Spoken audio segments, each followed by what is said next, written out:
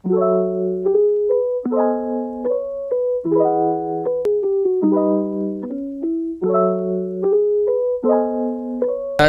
warahmatullahi wabarakatuh. Hai sobat semua, selamat datang di podcastku Lahirkan Amal Soleh di Setiap Peristiwa. Di episode kali ini, saya Muhammad Ibrahim Al-Hanif akan berbincang-bincang dengan Bu Emi. Assalamualaikum Bu Emi. Waalaikumsalam Mas Ibrahim. Gimana Bu kabarnya, sehat ya? Alhamdulillah. Ya, semangat. Sebelumnya saya terima kasih Bu mau datang ke studio kami yang berlokasi di Jogja untuk berpodcast bareng. Nah, nanti kita ngobrol-ngobrol tentang wakaf, kemudian dana ZIS, karena kan saya lihat Bu Emi ini expert di keduanya ya, di wakaf juga, di ZIS juga begitu. Alhamdulillah. Kalau menurut Bu Emi nih Bu, potensi wakaf di Indonesia tuh seperti apa sih Bu? Ya, kalau berdasarkan beberapa hitungan ya, kalau wakaf uang itu kan sekitar 180 triliun. Nah, itu sih sebenarnya hitungan konservatif, tapi bisa jadi lebih besar. Karena kan sekarang juga kondisi ekonomi kita kan juga semakin membaik ya, terutama untuk golongan menengah ke atas yang rich-nya itu kan tambah banyak, yang artinya harusnya potensinya lebih besar lagi. Oh, berarti sebenarnya potensi wakaf di Indonesia itu besar juga ya Bu ya? Ya paling nggak 180 triliun, nah itu kan besar ya. Itu hitungan ya, istilahnya masih kasar, bisa lebih juga ya itu ya? Iya, itu dengan sederhana. Oke. Baik, kalau kebetulan kan kita ini di Geraha Perhimpunan milik teman-teman Perhimpunan BMT Bu. Iya. Nah, sebenarnya peran BMT terkait wakaf itu seperti apa sih Bu menurut pandangan Bu Emi? Nah, BMT itu kan dasarnya kan dari Baitul Mal wa Tamwil ya, di mana ada Baitul Mal. Nah, Baitul Mal itu kan fungsinya mengelola dana-dana sosial Islam. Salah satunya adalah wakaf selain zakat, infak, sedekah gitu. Jadi bedanya dengan zakat, infak, sedekah, kalau wakaf itu kan lebih ke arah diproduktifkan, karena pokoknya tetap, tapi manfaatnya yang digunakan untuk masyarakat atau untuk kemaslahatan umat, sehingga jadi sebenarnya sangat erat sekali kaitannya, karena ketika dia mengumpulkan dana di Baitul Malnya, dia bisa diproduktifkan di bagian tamwilnya, gitu kan, sehingga nanti mendapatkan hasil yang itu bisa disalurkan untuk masyarakat gitu. Baik, berarti sebenarnya kalau di BMT itu wakaf ya bisa di malnya tapi berimpak juga ke tanwilnya ya Bu ya. Walaupun memang harus hati-hati secara peraturan perundangan, khususnya yang di peraturan pemerintah dan di peraturan BWI itu boleh dana wakaf ditamwilkan ya, dikelola oleh BMT itu boleh, tetapi harus hati-hati, harus menimbang resikonya, karena pokoknya nggak boleh hilang. Jadi kan untuk mengamankan, mungkin harus dijamin dengan asuransi atau memilih proyek-proyek atau produk-produk yang benar-benar aman gitu. Oke. Kalau di bayangan Bu Emi nih, atau mungkin masukan dari Bu Emi buat teman-teman di BMT ketika membuat program wakaf di BMT-nya itu seperti apa Bu? Tipsnya dari Bu Emi? Iya, yang penting kan sekarang menghimpun dulu ya. Jadi kalau menghimpun kan bersama dengan zakat, infak, sedekah, tetapi yang harus ditekankan adalah kalau wakaf itu mungkin sosialisasinya harus lebih kuat, karena masyarakat kita itu masih mengenal wakaf itu dalam bentuk wakaf barang-barang tidak bergerak, ya kan, yang tanah, yang bangunan, sesuatu yang berharga mahal, yang hanya orang kaya. Nah, jadi kalau BMT ingin masuk ke tadi mengembangkan wakaf, berarti mensosialisasikan dulu bahwa sekarang berwakaf itu bisa dengan nominal yang kecil, Rp5.000 bisa berwakaf, seperti itu ya. Kemudian 100.000 bisa berwakaf. Jadi intinya adalah bagaimana nasabah-nasabah atau anggota-anggota BMT yang selama ini mungkin sudah membayar zakat karena dia sudah termasuk muzaki ya, sudah wajib zakat. Kemudian sisanya dia sudah berinfak gitu ya, untuk memudahkan rezeki para pengusaha kan sering berinfak. Nah, sekarang dia mulai dikenalkan lagi kalau infak itu kan tetap biasanya digunakan untuk sesuatu yang langsung habis.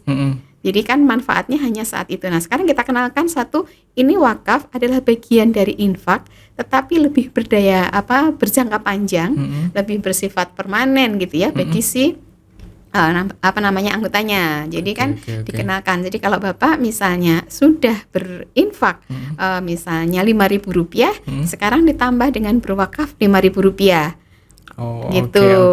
oke. Kan secara ini infak juga, tetapi dari sisi pahala dia lebih berkelanjutan. Bahkan kalau infak disalurkan selesai, kalau wakaf itu kan dananya tidak langsung disalurkan, tapi diproduktifkan tadi. Selama manfaatnya ada, maka akan Pahalanya akan mengalir. iya, akan terus bertambah. Jadi Oke. kayak infak sekali tetapi terus panjang manfaat yang diperoleh gitu.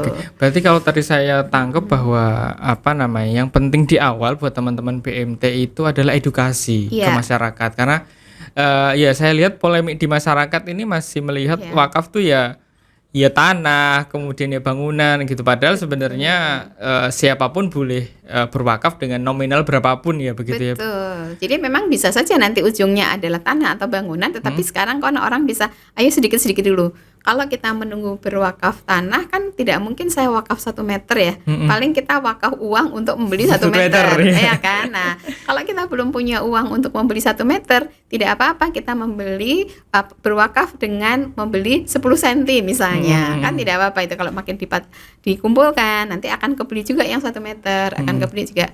Apalagi kalau tadi tidak langsung dibelikan, tetapi diproduktifkan kepada pembiayaan yang baik, yang aman gitu ya. Hasilnya kan bisa lebih dari 1 meter tanah kan.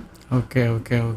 Menarik itu, Bu. Kemudian saya menarik ke zaman sekarang itu kan anak muda, milenial itu kan sering diberitakan gitu ya. Nah, menurut Bu Emi nih terkait wakaf disambungkan dengan anak muda itu seperti apa sih, Bu? Apakah atau program apa atau bayangan Bu Emi anak muda yang berwakaf itu seperti apa? Itu anak muda yang keren itu. Oh gitu ya. Iyalah, karena dia sudah berpikir jangka panjang. Anak muda sekarang itu kan rata-rata sudah mulai investasi. Iya. Ya kan? Karena investasi kayak diembu-embukan sekarang ya. Dia kan investasinya di saham, investasi di apalah sekarang yang cryptocurrency segala macam gitu kan.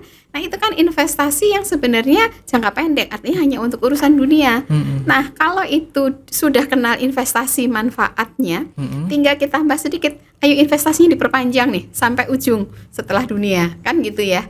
Jadi lebih mudah sekarang ini mengedukasi anak muda tentang wakaf karena mereka sudah mulai investasi.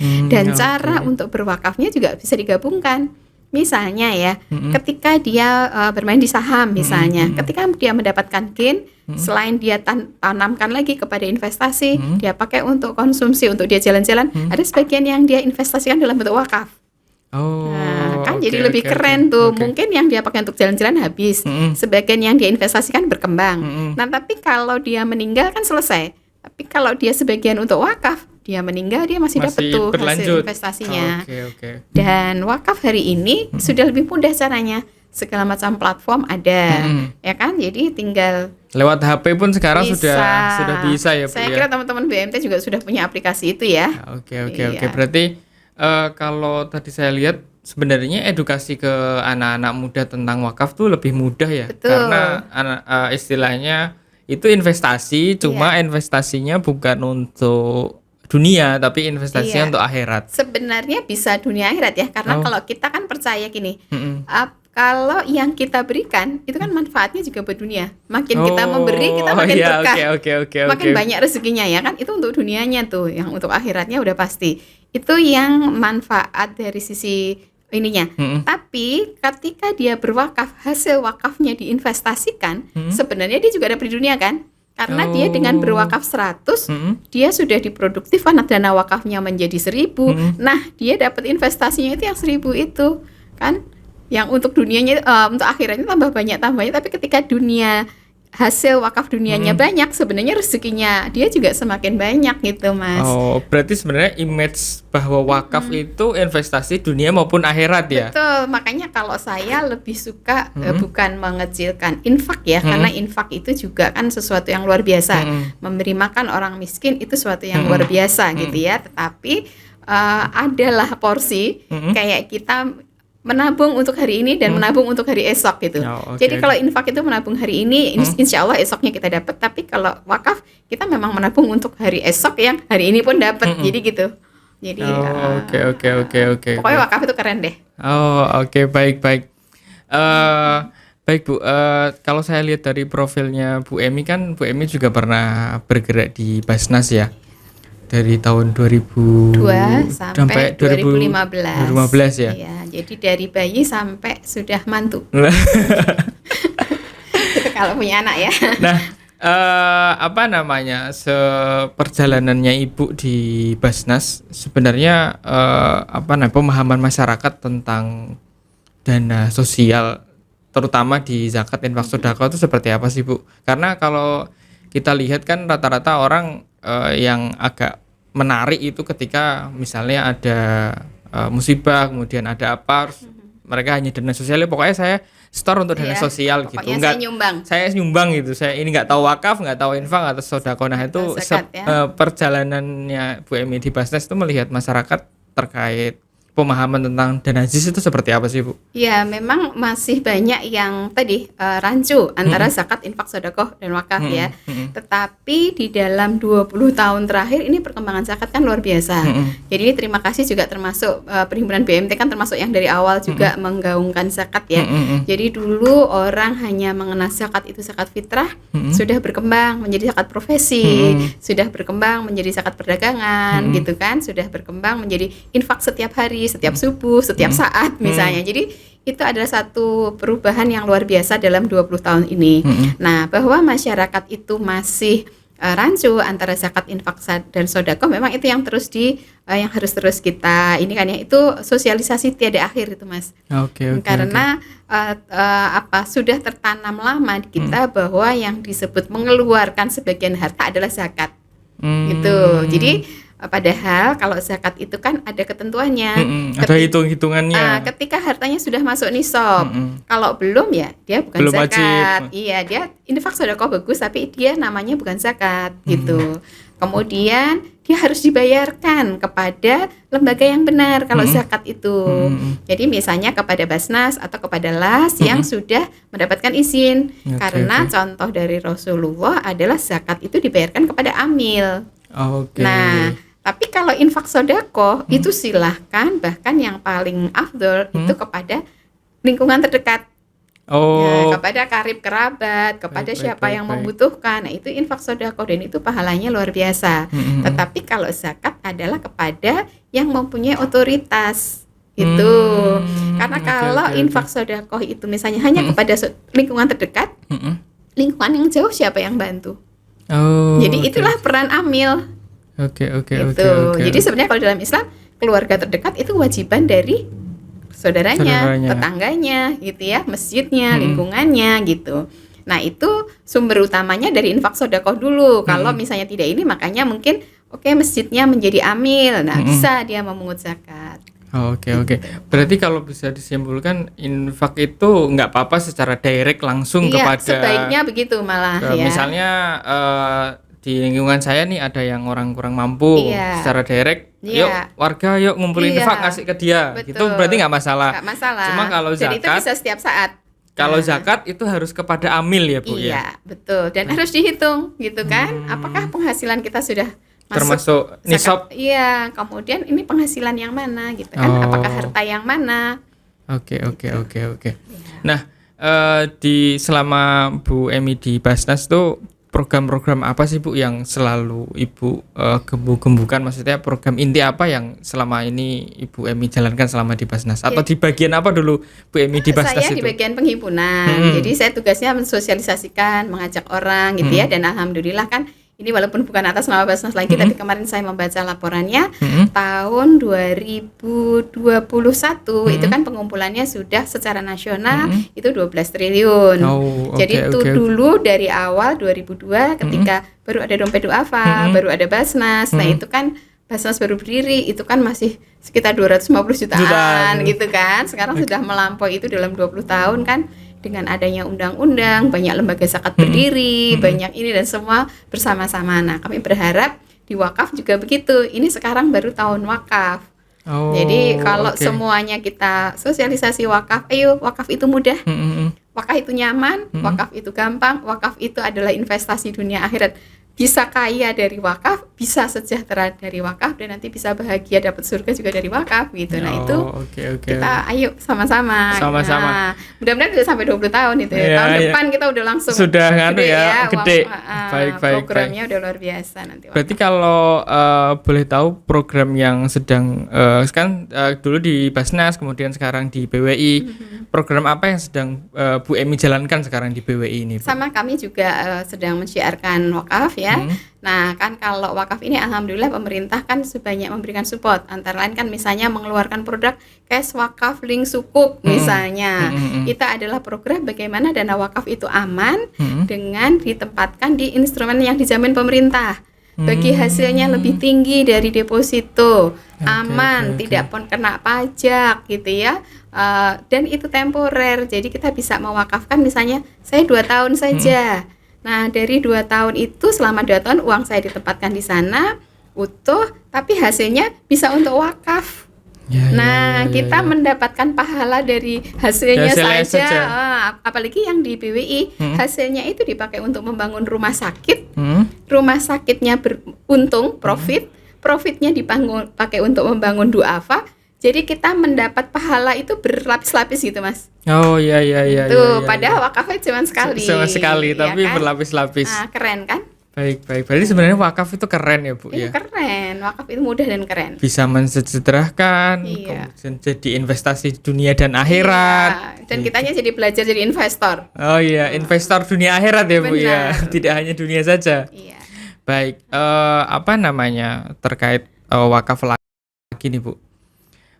Kira-kira pesan untuk anak muda, Bu, terkait wakaf tuh dari Bu Emi itu apa, Bu? Ya itu tadi, kita sekarang kan alhamdulillah mungkin ya buat teman-teman yang hidupnya sudah enak di dunia, misalnya kebetulan alhamdulillah orang tuanya cukup gitu ya, atau dia sendiri sudah mampu untuk hidup layak gitu. Jangan sampai hidup kita di masa depan itu lebih menderita dari sekarang. Itu kan, kalau kita sekarang sudah tinggal di ruangan yang sebagus ini, harusnya kita di sana sama, atau kalau bisa lebih. Nah, bagaimana cara kita bukan memastikan ya, insya Allah gitu kan, bagian dari mencari ridho Allah. Bagaimana kita bisa hidup sama baiknya atau lebih baik adalah dengan tadi kita nyicil dari sekarang Rp5.000 untuk wakaf. Kita udah naruh bata di sana. Oke. Jadi nyicil pelan-pelan itu juga nggak masalah ya. Betul, untuk wakaf. Justru kami tuh pengen ini, Mas. Kalau misalnya menikah, kan orang itu membuat serah-serahan, tanda cinta. Itu kan cinta di dunia. Bagaimana kalau tanda cintanya dalam bentuk mas kawin berupa sertifikat wakaf senilai taruhlah misalnya 100.000, tapi itu udah tanda cinta dia di akhirat tuh, dia udah membangunkan istrinya tuh rumah di sana tuh. Oh, menarik ini berarti buat anak-anak muda yang mau menikah. Iya. Jadi yang punya bayi, wakaf tanda cinta untuk bayi. Udah kita siapkan angsuran rumahnya di sana Rp100.000 loh cuma. Oh, ya kan? Oke. Berarti kalau saya bayangkan nih, kan banyak nih di dunia bahwa untuk anak nih dibelikan saham ini untuk anak, betul. Dibelikan saham ini untuk istri. Nah, mendingan dibelikan sebagian dibelikan wakaf buat anaknya ini. Iya. Kemudian wakaf buat istrinya nih, atau buat calon istrinya nih. Betul, seperti itu ya, Bu ya. Kalau dia masih sayang, nggak apa-apa, wakaf beli saham. Hasil sahamnya aja tuh yang diwakafkan. Jadi sahamnya masih ada atas nama anaknya, tapi hasilnya tuh udah. Jadi kan dapat 2 tadi tuh. Oh, oke, menarik, berarti sahamnya juga tetap utuh, tapi juga bisa berwakaf, begitu. Gitu kan, keren kan wakaf? Wah, itu menarik sekali itu, Bu. Ya udah, silakan diproses di PPMT ya, dibuat produk seperti itu ya. Siap, nanti kita sampaikan ke teman-teman perhimpunan ya, Bu. Iya. Kemudian yang terakhir, Bu, permintaan terakhir saya nih, Bu. Ini tradisi di podcast kami, Bu. Kami selalu minta satu kalimat, quote, atau nasihat dari pembicara untuk para pendengar kita, Bu. Jadi saya minta satu kalimat, quote, atau nasihat dari Bu Emi kepada para pendengar kita, Bu. Ya, jadi orang yang paling keren itu adalah ketika dia sudah tidak ada, tetapi amalnya masih terasa. Itulah wakaf. Oke. Itulah wakaf ya, Bu. Iya. Baik, closing yang menarik ini sobat semua, bahwa wakaf itu sebenarnya keren gitu. Bisa bermanfaat di segala lini. Iya. Ya dunia, ya akhirat, ya kesejahteraan, ya semuanya Ya, pokoknya hari wakaf ini, ya hari ini ya besok. untuk Begitu. diri sendiri, untuk membantu orang, untuk semuanya, Semuanya. keren. Baik, sekali lagi terima kasih Ya, Bu Emi sudah terima mau kasih, datang Mas ke Ibrahim. studio kami. Ini saya tutup dulu. Saya Muhammad Ibrahim Al-Hanif pamit undur diri. Selamat bertemu di episode berikutnya. Assalamualaikum warahmatullahi wabarakatuh. Waalaikumsalam warahmatullahi wabarakatuh.